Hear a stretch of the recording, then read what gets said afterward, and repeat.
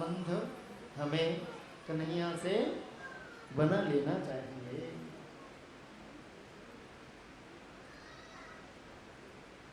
अरे ऋषियों, श्री सूत जी महाराज कहते हैं, मैं आपके कालक्षेप को दूर करने वाली कथा का रसपान कराऊंगा।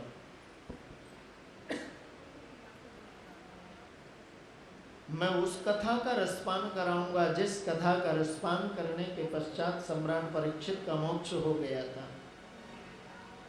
मालूम है इस कथा की महिमा कितनी है? जब सम्राट परीक्षित को गुरुदेव सुखदेव भागवतामृत का रसपान कराने लग गए, उसी समय पर देवता लोग स्वर्ग का अमृत लेकर के उपस्थित हुए और गुरुदेव सुखदेव के समक्ष रखा और कहा, आप कृपा करके यह स्वर्ग का अमृत जो है सम्राट परीक्षित को पान करावें और भागवतामृत का पान आप हमें करा देवें। गुरुदेव सुखदेव ने सुरों को भगा दिया और कहा, आपने स्वर्ग का अमृत बहुत महंगा समझ लिया अपना और भागवतामृत को बहुत छोटा समझ लिया। जिस समय पर फटकार लगाई है महाराज, संपूर्ण देवता जो है ब्रह्मा जी के पास पर पहुंचे और ब्रह्मा जी से निवेदन किया, भगवान हमारे स्वर्ग के अमृत की अवहेलना क्या? भागवतामृत जो है वो बड़ा है या स्वर्ग का अमृत? देखो बहुत ध्यान देना, स्वर्ग का अमृत कोई सामान्य अमृत नहीं है। 3 अवतार भगवान को लेने पड़े तब कहीं जाकर के वो अमृत प्राप्त हुआ है।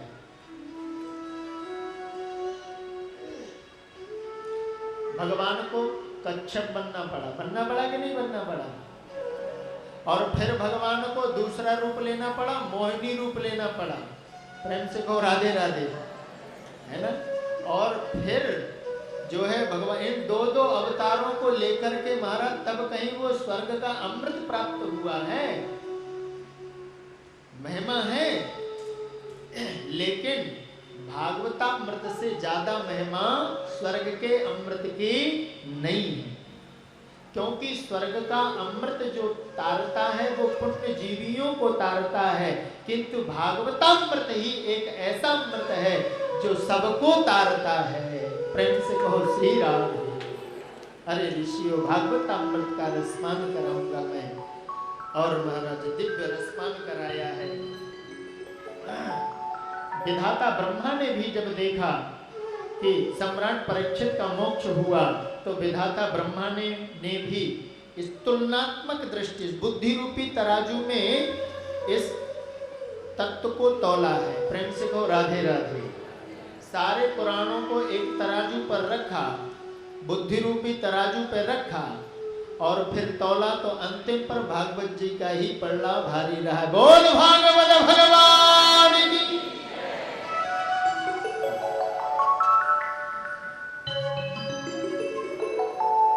भागवत जो है वो श्री कृष्ण का वंदमय स्वरूप है। प्रेम से कहो श्री राम। इस पर तनिक भी संदेह नहीं है। देखो, जिस समय पर गोविंद जो है अपने स्वधाम के लिए प्रस्थान करने लग गए, उस समय पर भगवान के पास पर उद्धव आए और उद्धव ने कहा, भगवान आप अपने इस दिव्य रूप को लेकर के अब जा रहे हैं, आगे आने वाला जो कलयुग है, अर्जुन को मोह हुआ तो आपने गीता का उपदेश देकर के अर्जुन के मोह को दूर किया। हाँ? आज आपने मुझे भी दिव्य ज्ञान प्रदान किया। मैं आपका परम प्रिय सेवक जो निवेदन कर रहा था, जब आप ही जा रहे हो तो मैं रह करके क्या करूंगा? आपने उस मोह का खंडन भी आपने अभी अभी मुझे 11 स्कंद का रसपान करा करके आपने मेरे इस मोह को भी दूर कर दिया, पर आगे आने वाला जो समय है उस समय का नाम है कलयुग है। कलयुग का जो प्राणी है वो ऐसे चौराहे पर खड़ा हुआ होगा कि उसे पता ही नहीं होगा कि मुझकी ही सन्निधि को भी ग्रहण करके रखें। बहुत अच्छी बात है,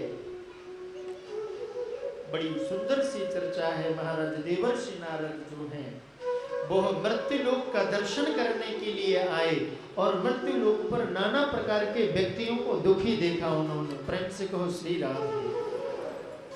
कोई पुत्र के विवाह के लिए रो रहा था तो कोई अपने पोते के लिए रो रहा था। प्रेम से कहो राधे राधे। सब रोते हुए मिले।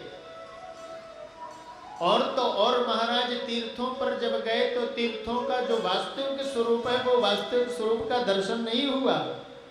देवर्षि नारद कहते हैं हरिक्षेत्रम कुरुक्षेत्रम श्रीरंगम सेतु बंधनम।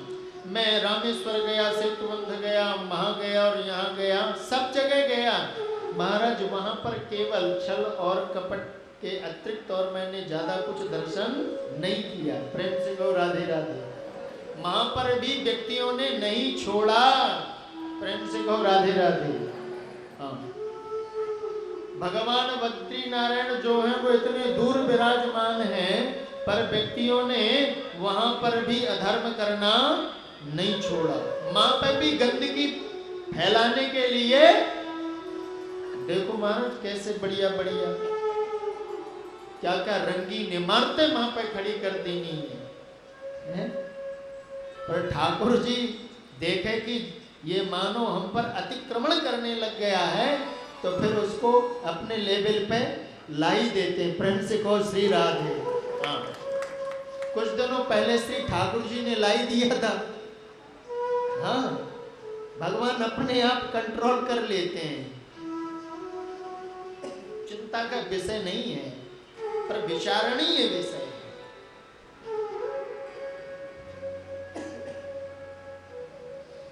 तो देखा कि जो वास्तविक स्वरूप होना चाहिए, जैसे हैं आप वैसे नहीं दिखलाई पड़े। प्रेम से को राधे राधे। पराया होता ऐसा ही है, जैसे आप होते हैं वैसे आप दिखते नहीं हैं। है ना सच्ची बात की नहीं है? हाँ,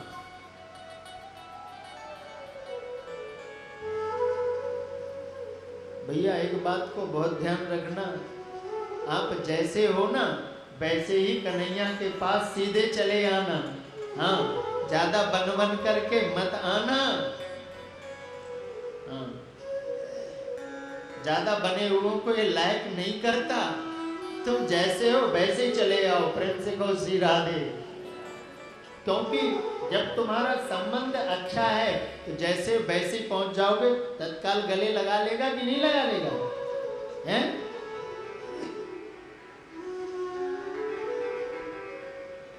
तो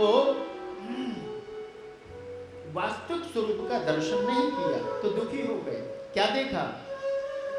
सत्यम नास्ति तपः शौचम दया दानम न विद्यते उदरम भरिणो जीवः वराता कूटभासिना।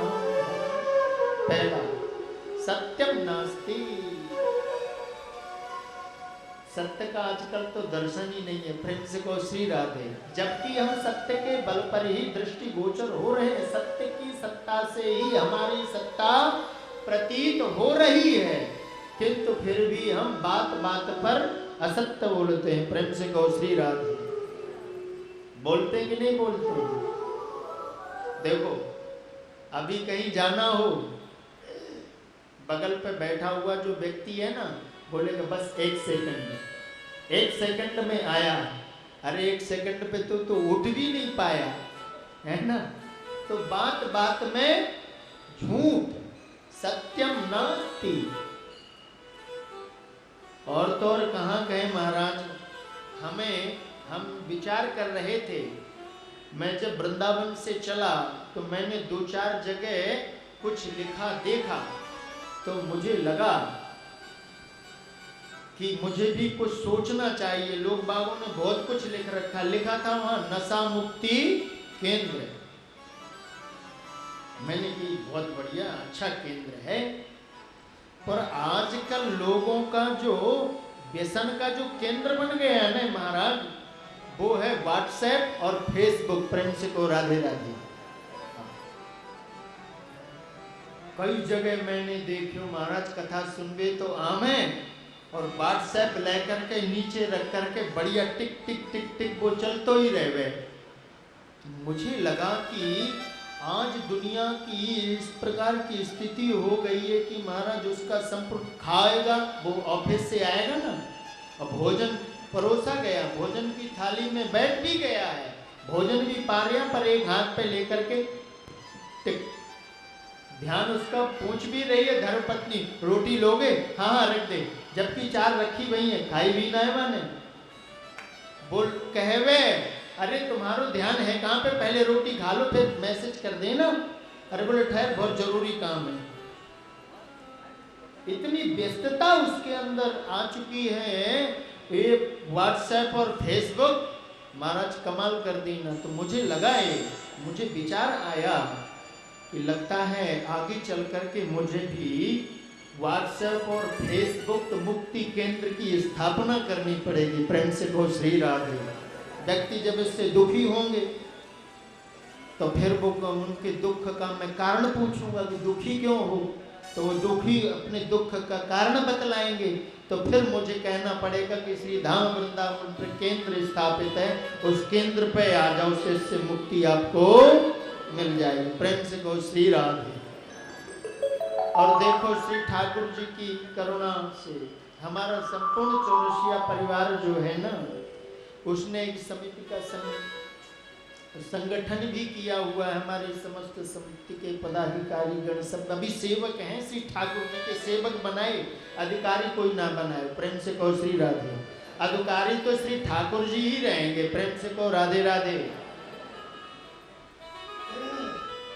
अब यदि उस समिति पर सब लोगों का रुझान होगा, आप सब लोगों का उस पर परिश्रम होगा, विशिष्ट योगदान होगा, तो ऐसे केंद्र की स्थापना हम श्री धाम वृंदावन पर स्थापित करेंगे जो आपके दुर्गुणों को दूर करने का केंद्र होगा। प्रेम से कहो श्री राधे। आप सब लोग हमारे इस केंद्र से जुड़ोगे हैं? अच्छा कौन कौन जुड़ेगा, जरा हाथ खड़े करके बतलाओ भैया। ऐसे नहीं, हाँ जोड़ूंगा मैं, आपको बतलाऊंगा, थोड़ा सा मैं आपकी परिपक्वता को देख लूं फिर बतलाऊंगा, इतनी जल्दी भी नहीं बतलाऊंगा। प्रेम से कहो राधे राधे। हाँ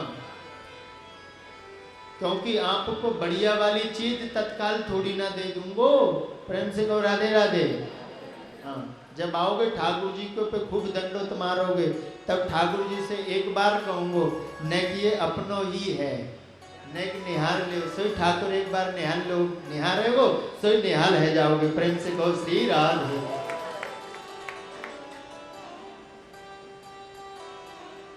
शोभा दंपति नाम च कलकनम। भाई गृहस्थियों के पास पर भी गए तो उन गृहस्थियों के भी गुण धर्मों को श्री देवर्षि नारद जी ने देखा। प्रेम से कहो राधे राधे।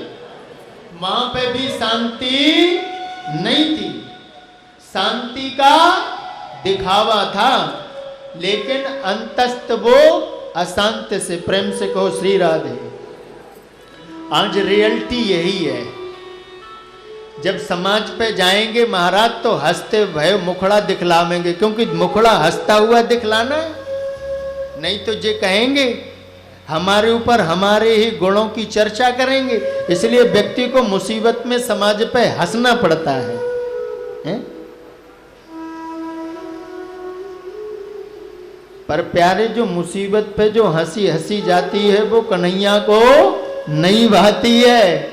प्रेम से कहो राधे राधे। इसलिए वास्तविक हंसी को अपनाना है, बनावटी हंसी को नहीं दिखाना है।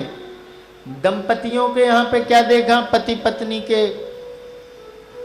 आपस पर मतभेद और कलह था। कैसी लड़ाई थी, एक धर्म पत्नी अपने पति से लड़ रही, पड़ोसी आए उसके पास पे, पड़ोसी बोले कमाल इतनी रात्रि को, वो भी 11 बजे अब तो 11:30 भी बज गए, कम से कम तो शांत हो जाओ और चुप होकर के सो जाओ। उनसे रहा नहीं गया, वो पास पे गए और पूछे, आपस पे आप इतनी जोर जोर से लड़ क्यों रहे हो? अरे बोले, सुनते नहीं हो आप? मैं कहती हूं मैं अपने बेटे को डॉक्टर बनाऊंगी, और इनकी देखो, ये जो है ना, ये कहते हैं मैं अपने बेटे को वकील बनाऊंगा। ये मेरी बात एक भी नहीं मानते, कभी नहीं मानते हैं। पड़ोसियों ने कहा चलो ठीक है, आपकी बात को समझ लिया, पर एक काम करो कि बेटे को तो बुलाओ, कम से कम उसकी तो राय ले लो। बोले वो तो अभी गर्भ में ही है। प्रेम से कहो राधे राधे। तो दंपति नाम चकलकनम, ऐसे ऐसे दंपतियों को यहां पर महाराज कलह देखी देवर्षि नारद ने। और जब घूमते घूमते महाराज गोविंद की क्रीड़ा स्थली श्रीधाम वृंदावन पर पहुंचे, तो वहां पर एक विचित्र, यामुनम तटमापन्नम यत्र लीलाहर भूत।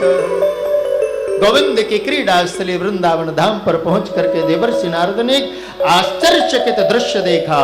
एक युवती, उसके दोनों बेटा, वो महाराज बूढ़े, और उस मैया के पास पर अनेक युवतियां चमर लेकर के व्यजन कर रही हैं। चमर कोई झल रही, कोई पंखा झल रही है। वहां से जब देवर्षि नारद का निकलना हुआ तो देवी ने पुकार करके कहा, भो भो छा साधो क्षणं तिष्ठ मच्चिन्तामपि नाशय दर्शनं तव लोकस्य सर्वथा गहरं परम। हे साधो, आप कुछ क्षण के लिए रुको। आपका दर्शन जो है वो अघमाने पापों का हरण करने वाला है। आप कुछ क्षण के लिए रुक जाओ। देवर्षि नारद ने इस आवाज को सुना, थोड़ा चौंके और कहा, इन युवतियों के समूह पर मुझे जाने की क्या जरूरत? मैं तो विरक्त महात्मा हूं, होगा कोई बुला रहा होगा। किंतु 2 कदम थोड़ा और आगे बढ़े, पुनः आवाज आई। देवर्षि नारद रुक गए और पुनः गए और जाकर के उस देवी का परिचय पूछा, अपना परिचय बतलाया है। अहम भक्ति रीति ख्याताय मऊ में तनयौ मतौ ज्ञान वैराग्य नामानो काल योगेन जर्जरो। भगवान, मेरा नाम भक्ति है, मेरे दोनों पुत्र ज्ञान और वैराग्य हैं। विडंबना ये है कि मैं द्रविड़ देश पर उत्पन्न हुई, जब भ्रमण करते हुए गुजरात पर आई तो वहां पर मैं वृद्ध हो गई। किंतु महाराज जब श्री धाम वृंदावन पर आई तो यहाँ पर मैं नव यौवनापन्न हो गई। किंतु मेरे 2 ये जो पुत्र हैं ज्ञान और वैराग्य, ये वृद्ध हो गए। मां के दुख का कारण सिर्फ एक है कि मां तो युवा है किंतु पुत्र बूढ़े हैं। प्रेम से कहो राधे राधे। हमारे भी ज्ञान और वैराग्य जो है ना, वो बूढ़े पड़े हुए हैं। प्रेम से कहो राधे राधे। और जब तक ये वृद्ध हैं तब तक गोविंद के पास नहीं पहुंच सकते हैं। इनको यौवनत्व कौन प्रदान करेगा? ज्ञान और वैराग्य की जागृति जो है वह तो कोई सच्चा सदगुरु भगवान का प्राण प्यारा भक्त ही बता पाता है, और उसकी बताई हुई बात का असर आपके जीवन पर होता है। और जब होता है तो आपके अंतःकरण का जो ज्ञान है वो जागृत हो जाता है। ज्ञान के जागृत होते ही आपके अंदर वैराग्योद्दीपन हो जाता है। और जब 2 चीजें आ जाती हैं तो भक्ति स्वतः ही बनने लग जाती है। जब भक्ति बन जाती है तो गोविंद फिर दूर नहीं रहते हैं। प्रेम से कहो श्री राधे। देवर्षि नारद ने बहुत प्रयत्न किए, लेकिन प्रयत्नों का कोई असर नहीं हुआ। वेद पाठ किए, गीता पाठ सुनाया, आदि आदि सब कुछ किया महाराज। करने के उपरांत भी महाराज जब बहुत असर नहीं हुआ तब आकाशवाणी हुई। आकाशवाणी ने देवर्षि नारद से कहा कि आप एक काम करो कि सत्कर्म करो, तब ज्ञान वैराग्य का जो बूढ़ापन है वो दूर हो जाएगा। प्रेम से कहो श्री राधे।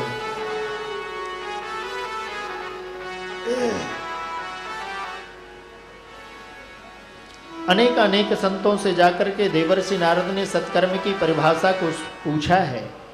सत्कर्म यदि कोई है तो सत्कर्म सूचको नूनम ज्ञान यज्ञ स्मृता बुधई।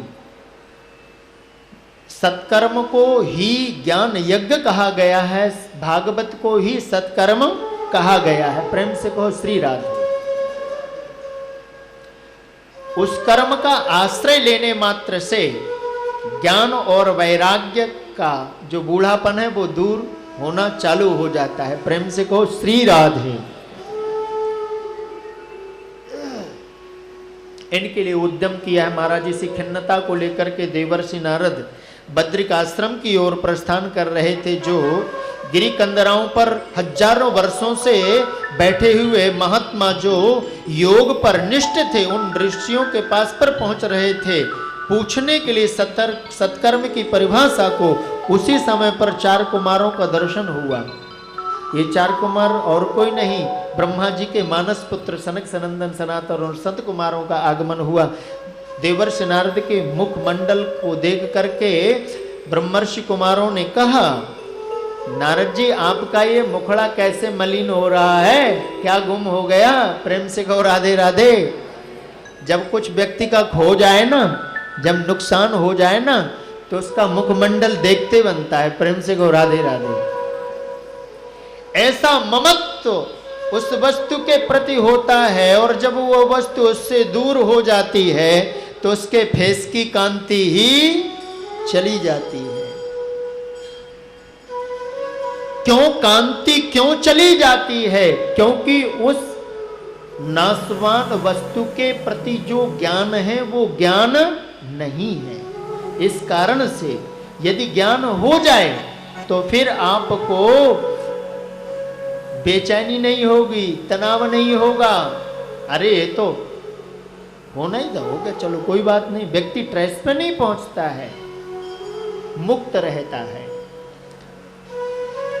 देवर्षि नारद ने संपूर्ण घटनाक्रम को बतलाया है और उन्होंने कहा कि आप भागवत का आश्रय लें। और संत कुमारों ने भागवतामृत का पान कराया है देवर्षि नारद को।